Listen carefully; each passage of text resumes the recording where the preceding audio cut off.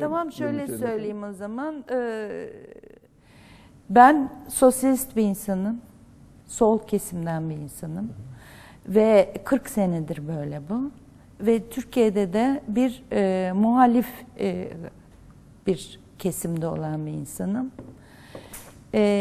BDP, daha önce DTP, daha önce HADEP, hep her zaman oy verdiğim partiler bunlardı zaten başından beri. Ve özellikle son 5-6 yıldır, belki de 7 yıldır kadınların siyasete katılımı konusunda çok büyük bir gayret olduğunu gördüm. Bunu çok takdir ettim. Kader çerçevesinde o kadınların bazılarıyla tanıştım. Belediyelerde çalışan kadınlarla tanıştım. Bugün eş başkanımız olan Gülten Kuşanak'la tanıştım. Başka arkadaşlarla tanıştım. Ve onların gayretini, demokrasi gayretini, barış gayretini çok takdir ettim.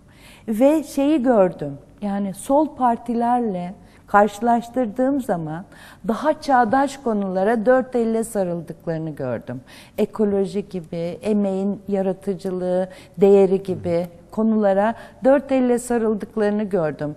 Ve Türkiye'deki Kürtlerin taleplerinin, haklı taleplerinin karşılanması demek, Türkiye'de aynı zamanda demokratikleşmenin açılım noktası demek. Bunu da bildiğim için ve bu dinamizmi bu partide gördüğüm için, bir umut olarak gördüğüm için, sol partilerde daha demode bir tavır gördüğüm için bunu seçtim. Mahkeme sorgusu demeyelim ama mahkeme sohbeti sırasında da galiba buna benzer bir soru sorulmuş size. Evet. Nasıl manidar geldi bana? Yani şey dediler, ben de çok en çok o soru beni etkiledi. Niye ufak sosyalist partilere girmediniz de BDP'ye girdiniz? Tam olarak böyle mi söyledi polis Evet, size? evet, aynen böyle söyledi. Ben de birincisi dedim kadın mücadelesi. Diğerleri de programdaki ilkelere inanıyorum dedim. Bir umut olarak görüyorum. Vicdanım orada dedim. Polislerin bunu sormasındaki niyeti, arka planı anlamaya çalışıyorum. Anlamaya çalışıyorum. Ben de tam anlayamadım. Ama sonra şey dediler, daha kuvvetli olduğu için mi girdiniz dediler. Yani BDP sola göre daha Şimdi kuvvetli bunu olduğu iki için türlü anlayabilirsiniz. Yani ben kuvvetli bir yere girip de kendime yer edinmek istiyorum gibi anlayabilirsiniz. Bir ikbal için herhalde. Ha, ikbal için anlayabilirsiniz. Çünkü niye seni milletvekili yapmadılar dediler. Çünkü dediler sen Kandil'e gitmedin dediler filan. Öyle şeyler bir ikna söylediler. çabası da olmuş galiba kendileri açısından yani. Nasıl yani? Sizi ikna etmeye yönelik bir çaba içine girmişler gibi hissediyorum. Milletvekili olmam için mi? Yok, BDP'yi bırakmak için belki. Polisin çabasını öyle yorumladım. Peki Ahmet Şık'ın ifadesini hocam, lafınızı kestim galiba. Devam edebilirsiniz isterseniz. Hayır, sonra dediler ki yani daha kuvvetli olduğu için. Hayır, öteki tarafı da kuvvetli görüyorsa o zaman rakip görüyor diye düşündüm. Bu çok önemli bir nokta işte. Yani o zihniyeti anlama açısından bir AK Parti ilişkisi mi var sizce bu operasyonu yürütenlerin?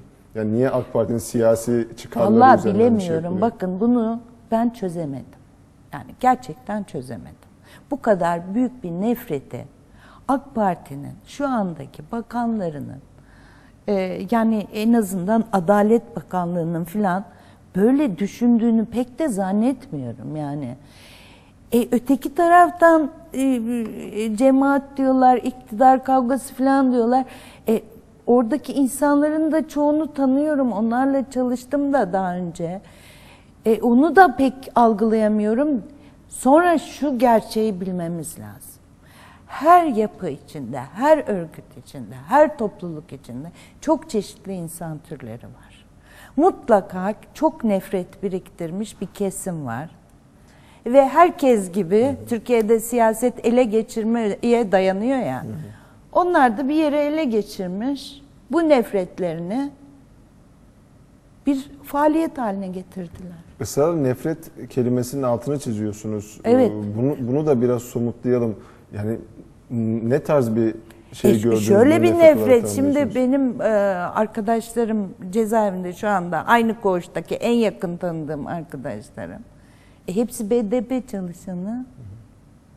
Hani nefret kelimesi yani özellikle bir size zulüm edilmiş gibi algılanıyor. Hayır, bu kadar şimdi, hayır, zulümün çeşit çeşit zulümler var.